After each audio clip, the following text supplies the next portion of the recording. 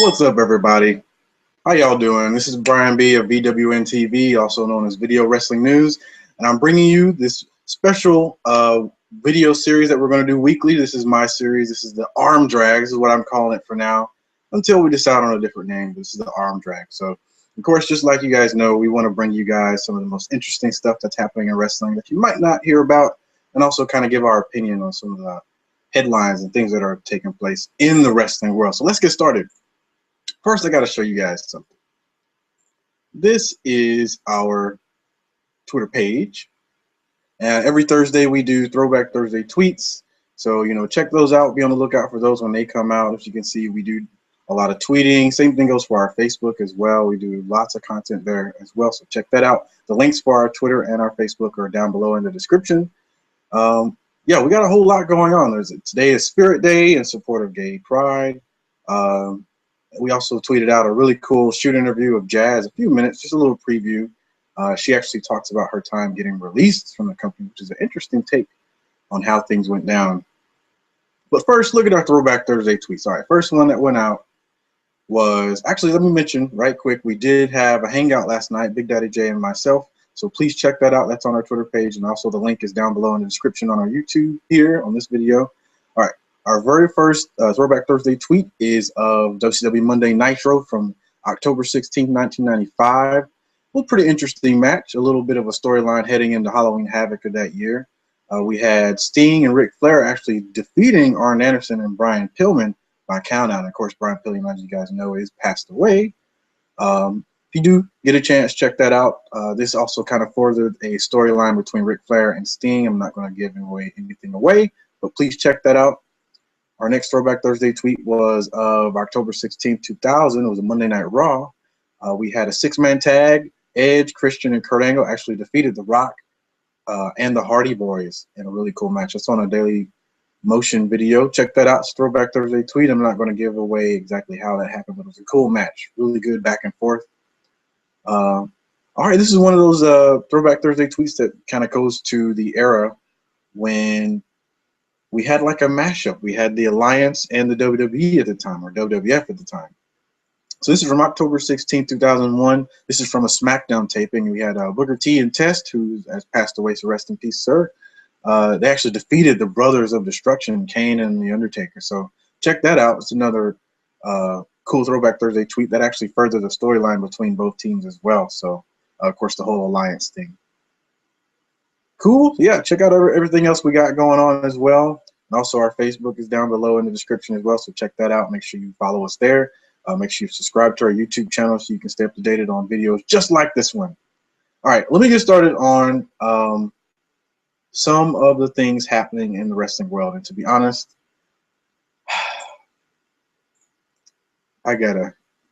before I talk about it,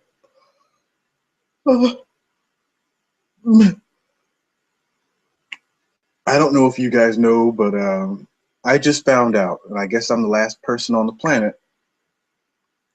Pro Wrestling Illustrated was never real.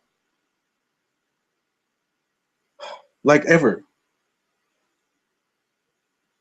Pro Wrestling Illustrated was always a fictitious magazine.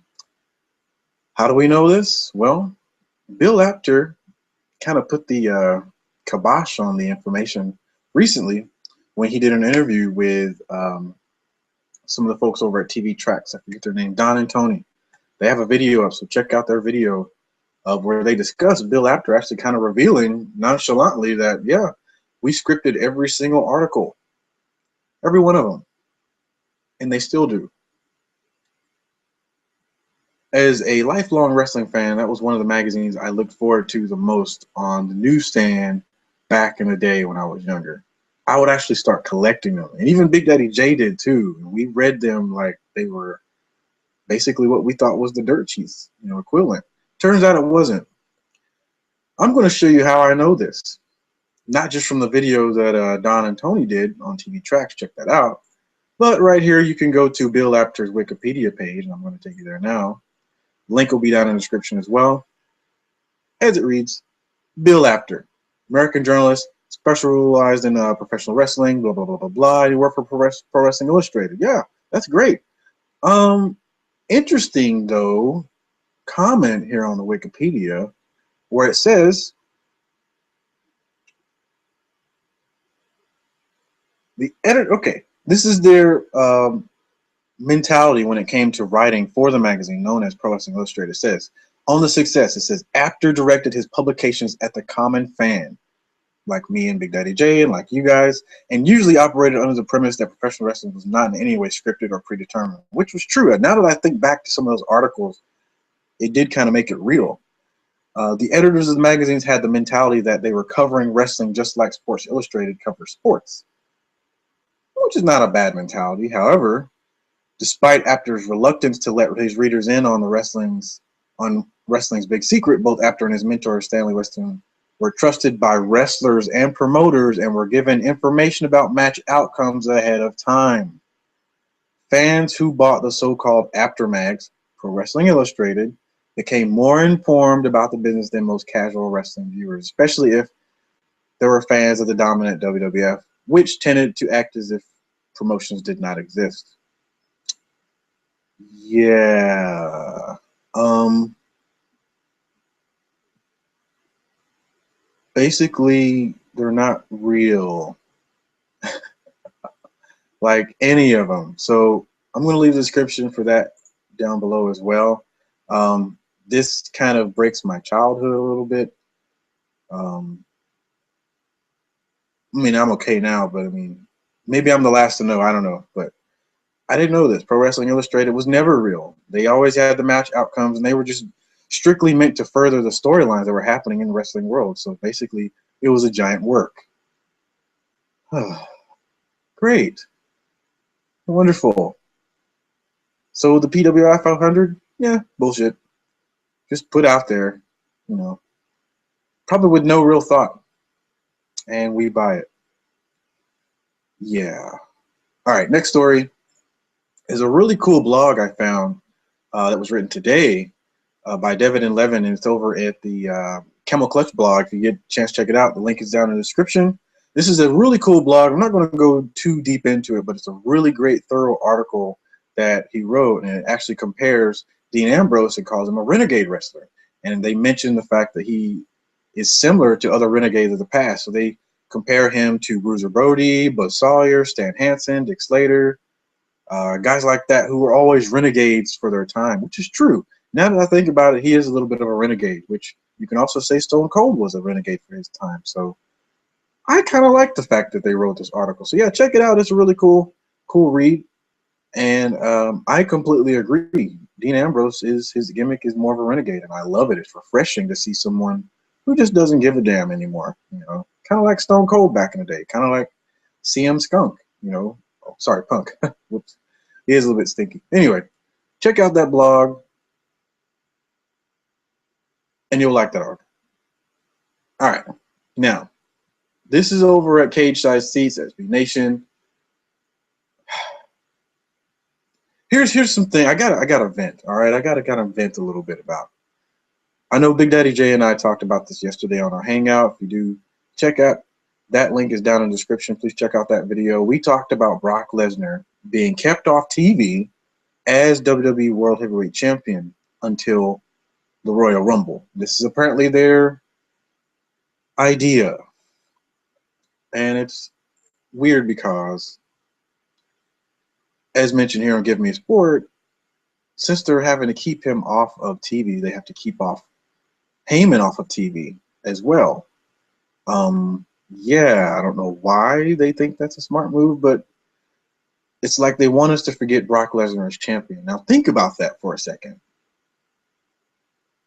Why would it make sense for anyone in management to actually think this is a good idea to have your World Heavyweight Champion, who, by the way, is pretty much a box office smash for your pay-per-views? It's smart to keep him off TV as champion. Last time I checked, the World Heavyweight Champion was the most publicized person in the company, right?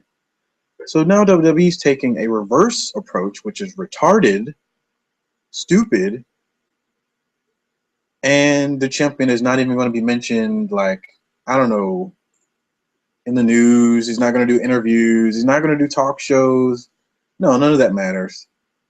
You know, none of that matters. You know, none of the fact that, you know, his name's already in the news, because just like you see here, he's being mentioned as far as being interested maybe in a UFC return, which I wouldn't doubt he would do. It might not be next year, it might be the next year, I don't know, but he will. Knowing him, he has to prove himself. That's how Brock Lesnar functions, and he knows that's where the money is as well. He's a smart guy as far as using his body to make money. However, WWE is retarded, because this guy's name has been up on Yahoo search results. It's been up on Twitter and on Facebook, people talking about Brock Lesnar in the UFC. Even Mike Goldberg, one of the UFC announcers, mentioned it just out of the blue. You know, well, he was asked it, of course, but still, this means that Brock Lesnar is still being mentioned in pop culture and in the media. Look at this. This is an article about, you know, him supposedly being, you know, looking at going back, which is fine. That's great. But WWE is retarded, because his name's in the news, which means they need to get him, at least if he's not going to be on TV, have him do talk shows and appear on behalf of the company. You know, Rock did that as champion for the 3 months he was champ. He did that. He appeared on talk shows with the gold. Not every single talk show. But you got Brock Lesnar here. He's out hunting. While your champion, your, you know, major seller, which is the WWE World Heavyweight Championship, you know, is supposed to be the most talked about person, and yet you want us to forget about that. Here's another caveat as to a disadvantage as to keeping him off of TV until Royal Rumble. This means we will not get any more Money in the Bank cash-in teases from Seth Rollins, or a cash-in until after that time. That's right. You want us to forget about your World Heavyweight Champion, but yet the Money in the Bank briefcase is a constant reminder of the World Heavyweight Championship, because it's the only championship they can cash in on. You are fucking retarded. Yeah. This has been this week's Arm Drag. If you liked it, if you didn't like it, let me know down in the description. We are VWNtv, Video Wrestling News. All I can say is, wow. Yeah, they're screwing themselves there big time. Yeah, so anyway, links are down in the description below for our last video, which was last night, our hangout. Also, keep a lookout for some of the information that we're going to be posting on Facebook and Twitter, some of the updates we have going on. Big Daddy J is going to put up a video pretty soon, and I'm going to put up a video for Sunday, which is our Sunday Superstar Series.